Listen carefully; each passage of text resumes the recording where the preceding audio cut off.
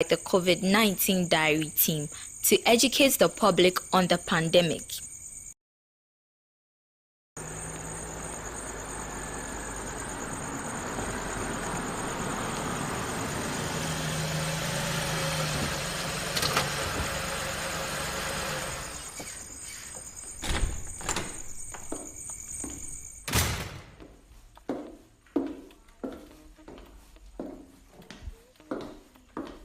Hello, who just entered? It's me, my husband. Good evening. Good evening, my dear. What has kept you in town this long? Both you and Alima have kept me wondering why you are not back home. You mean Alima is not back from school? Maybe it is a little downpour and the resultant traffic as usual. If only schools allow the use of cell phones, I could have checked on her immediately. As for you, I know where you keep your phone, so I did not even bother to call you. Nana Kofi, not again. Not again. Today, the phone has not even been in my bag. I have held it in my hand throughout the day. There you go, Irama. No one wins an argument with you. Anyway, as you are back from town, you know what to do. Cook dinner as usual. No! Our established COVID-19 protocols in this house. You should recite them once you enter the gate. I know them by heart now. Number 1, wash your hands under running water and soap as soon as you enter this house. That is a good one. Always remember that henceforth. And not just remember, but also practice that. I was just about to do that when you engaged me in your conversation. I know where this discussion will lead to. Just wash your hands and do the needful. I have cooked. Wow, that's my caring husband. Good evening, Mommy and Daddy. Traffic was so crazy today. I'm so tired. Good evening, my dear. It is understandable. Alima, before you say anything else, remember our established COVID-19 protocols in this house. Oh, Mommy, as you can see, I'm washing my hands with soap and water. With soap under running water? Even I know better. Thank you, Mommy. I was just famished, so I just kept the running from the freeze. I don't think it's any big deal. Anyways, food has been prepared by your father. Just change and come to the table. Oh, that's my daddy. Thank you so much, Daddy. Thank you, my daughter. Hurry up and join us.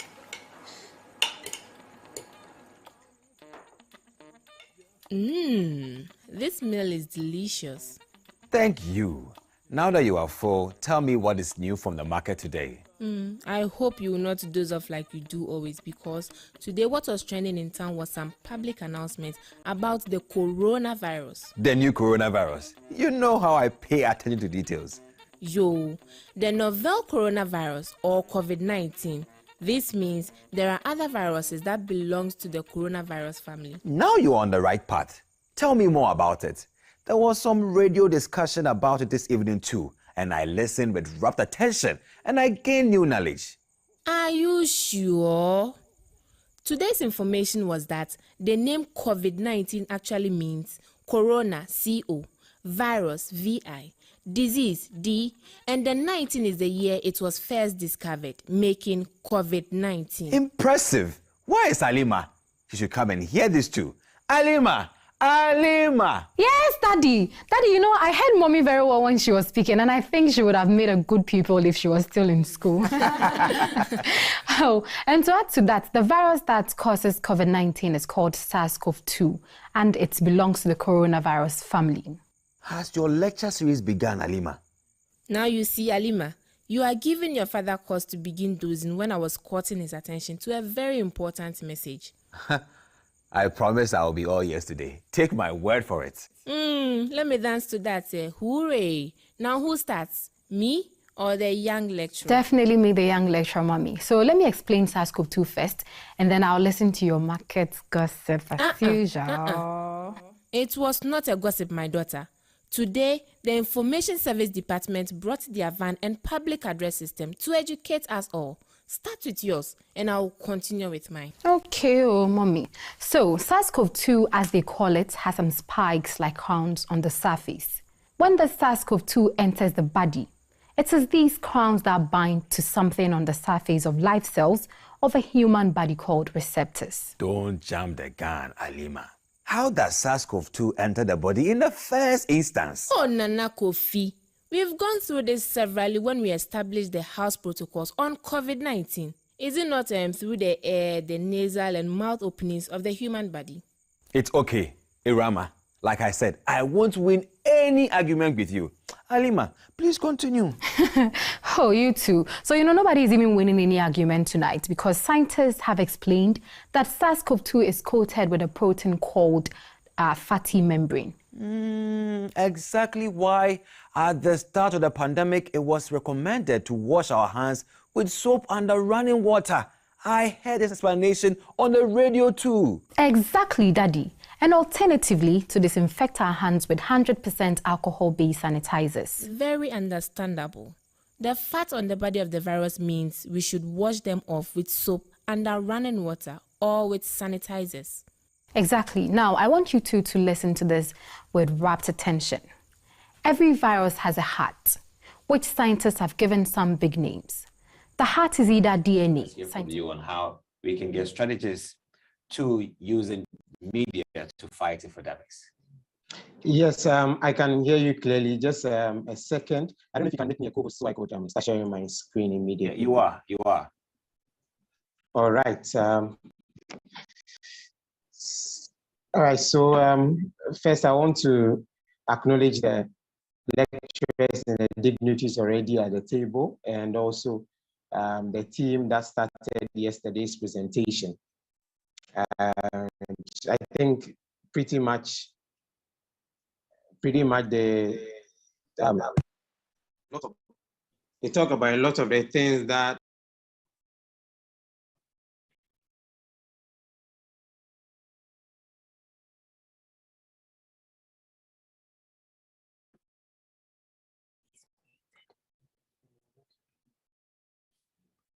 Can you check my feed and perhaps unmute my account? Just straight to my laptop so I can do the presentation.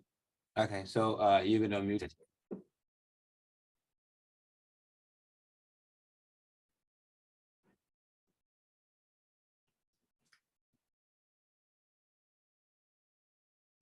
So let's give Jonas some few minutes to do a switch from his phone to a laptop so he can begin his presentation.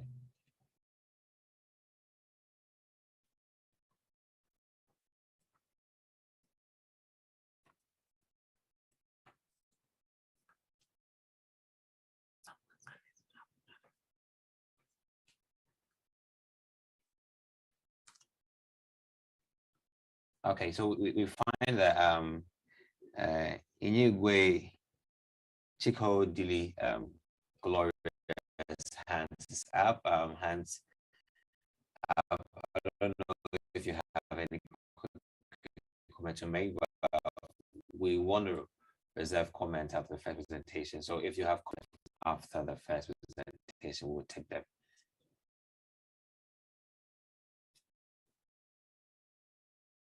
Okay, Gloria, we'll give you a few minutes to just share your comments. If you have any comments, that's fine. Can you hear me, Gloria?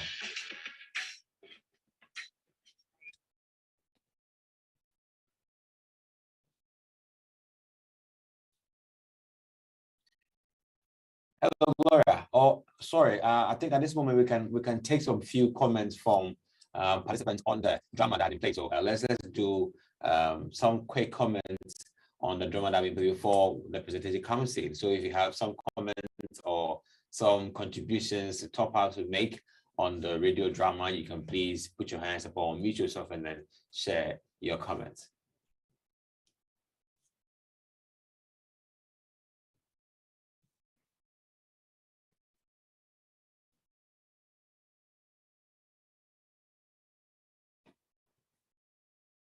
We find Gloria's hand up. Gloria, are you ready?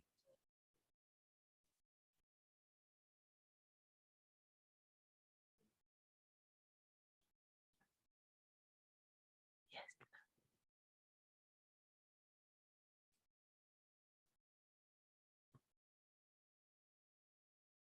Okay, so Jonas is back. Great. All right. Thank you. Thank you very much for the opportunity. So just going right up to share my screen so I could start the presentation. And I'm very happy to be here.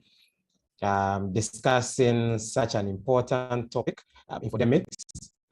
And I must say that, first of all, most of us, this comes as this is a subject that we previously didn't really think so much about, but COVID-19 has kind of opened our eyes and our minds to a lot of these things that we see around and how they impact people's understanding of health issues and how people relate or how people engage when it comes to issues relating to health.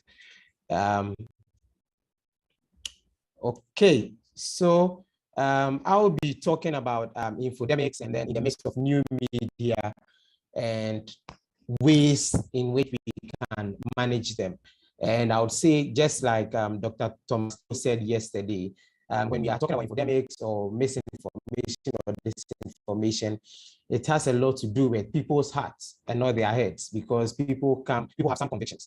Based on information that is repeated, people make some decisions or they form certain beliefs on certain subjects. And so it's very important that we do take note. All right, so first of all, I'll be talking about what an infodemic is. I'm sure yesterday we had several doses of that, and then how it manifests, understanding the dangers associated with this, and then we'll look at fact-checking and fighting infodemics, and then some of the tools that we use for this particular activity. So as a way of background, my name is Jonas Nyabo, as you said, journalist with Accra-based City FM and City TV. I'm also a fact checker with Dubawa, international fact checking organization. Basically, what we do is identify misinformation and disinformation and writing reports to counter that information, and also more recently involved in identifying influence operations and the kind of propaganda that we find in the media as well. So first of all, infodemics, like we talked about yesterday, these are information that has far reaches, but it comes as a mix of accurate and then inaccurate information. For accurate information, we thank God. But for those that are not so accurate, that is where we have challenges as researchers, as people in academia, as journalists, because when these inaccurate information gets out, the chances of the harm that they do cause can have a lot of devastating effects on us. And also recently we found out that people's trust in institutions and the media and journalists, and more recently because of COVID, scientists, is growing because of supposed false information or inaccurate information that people encounter in the system. And this is made worse because of the internet or the power of social media, where things spread so fast that when we put out the truth to counter those false information, the truth almost sometimes is just trying to catch up because the harm or the damage may have already been done. So basically, an infodemic is excess information. It can be both accurate and inaccurate. Can be about a disease and often occurs during major public health events. And the closest example we have is COVID-19. And the next one could be the Ebola outbreak as well. But I'll be using COVID very often in my example. So we've already talked about, or we know what an infodemic is based on the presentation for our experts, presentation from them yesterday. But where do these thrive? Where do infodemics, where do they work? We've identified networks of organizations or individuals who launch campaigns and they use emails because they are able to either buy people's email addresses, or they're able to kind of siphon them from public databases and then spam them with emails pushing a particular narrative on a particular subject. And that's talking about the misinformation, or those that misinform people. But before I move on, can we confirm if my slide is changing? Has it changed? Has the screen changed? No, you still have your Okay. I guess I have to stop and then run a new share. If you can kindly allow me. Well, I think it's changed. It's now on slide 5. Yes, okay. So let me just so that it reflects properly as I move forward. Okay. All right. So I'm sure this will work. Yeah, it's changing now. Great. So online, I talk about social media. I talk about emails where people are able to siphon people's email addresses from public databases and then share what they believe is true or what they believe is a subject. Is an important information. They share to them via emails. We also have websites that are involved in the whole business of infodemics. People set up websites specifically for particular courses. So during the COVID-19 pandemic, we are still in the pandemic. In our work, we identify some website that came up as and a lot of it based on our concern. A lot of these websites were people who were pushing a narrative that COVID is a sham. There's nothing like COVID. People were driving campaigns about vaccination not being true, that vaccination is someone's private business. Vaccination is to depopulate Africa, or vaccination is to make men impotent in Africa. So these are some websites that we identified that also participate in infodemics. So these are the parts that they do share false information or wrong information. And offline, which often we may tend to ignore, we have community engagement, we have churches and workplaces. Now, these three places, there are people who have strong convictions, either based on their religious beliefs or their religious positions, certain understandings. They go to communities and they hold community engagement and they share this particular information. Sometimes it may not be the leaders of these movements or those who have this information. They may have just an opinion leader or an influential person in the community inform the person, and the person gets into the community and then sits residents together and then pass on a certain information. It can be the pastor of a church. So based on the pastor's religious understanding or his beliefs, he will communicate this information to church members, whether true or not. And interestingly, very often, people who do this innocently find information on the internet, and then they get convinced about what they read, and then they pass on this to members. So in the workplaces, in churches, and then through communities as community engagement. So infodemics will thrive based on certain gaps or certain situations that we find in these different clusters of communities, whether it's in the workplace, in the communities, in the churches, in the schools. They are going to thrive, first of all, because there is typically knowledge voice. And during the COVID pandemic, that is a key thing that kind of caught a lot of us unawares. And so because of the knowledge, a lot of this information, true or false, was able to be passed on to people and get them understand issues. When COVID struck, we all got to know there's this strange virus or there's this strange disease in town, but then we didn't have the full understanding of what the virus was about. And what was more dangerous, curious, or more serious was the fact that scientists who would often want to look up to, or even the health workers, also found themselves in a situation where they are still learning about this virus. And so who are you as a journalist who would often want to rely on the scientists or to get information? And so people wanted to understand how is this virus or how is this disease transmitted? How can I prevent it? How can I avoid it? Is it the case that it was manufactured in a laboratory?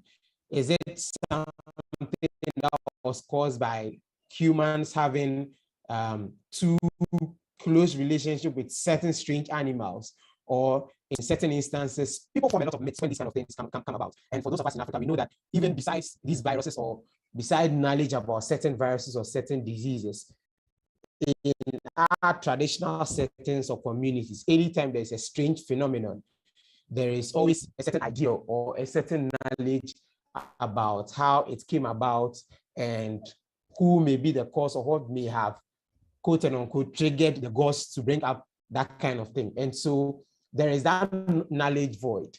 And so generally people really wanted to understand. The second part is our personal biases. And these personal biases already exist before COVID-19. And so people have existing prejudices that reject contrary views, even in the face of truth or certain evidence. And so it was very difficult to convince people, as scientists or as journalists. People have certain understanding of how they believe the world is going, how they believe certain things play out in the world. There are a lot of biases or beliefs about global geopolitics. One country is fighting the other because this country wants to steal oil or want to steal gold from this particular country. When it comes to viruses, people already have a certain perception about the for us in Africa, what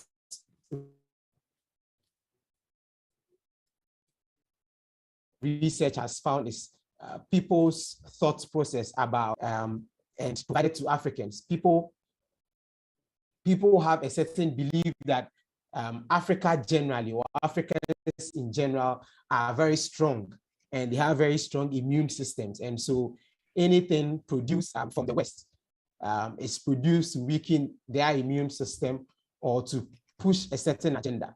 And so all these biases exist, and even religious biases as well.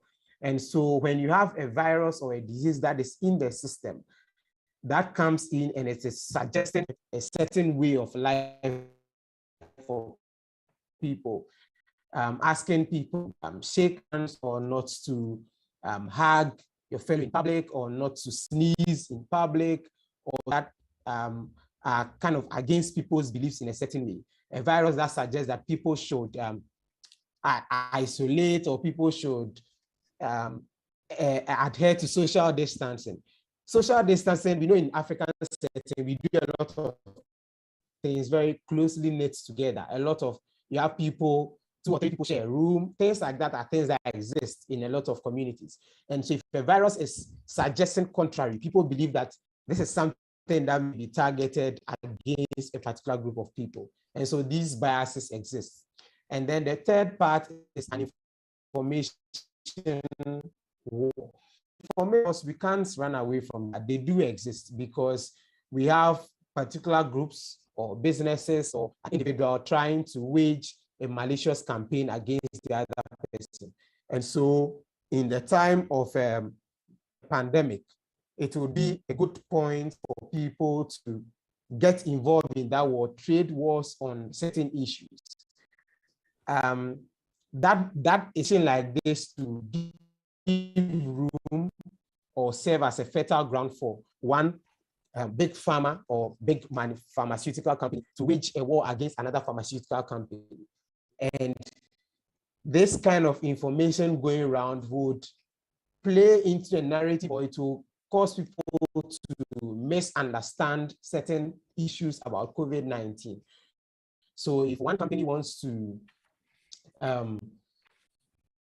badmouth another company just so they can sell their vaccine, for instance, it is very easy to thrive in a time like a pandemic like this. And so they may put out certain information that would come out to say maybe vaccine A was was injected into people in a particular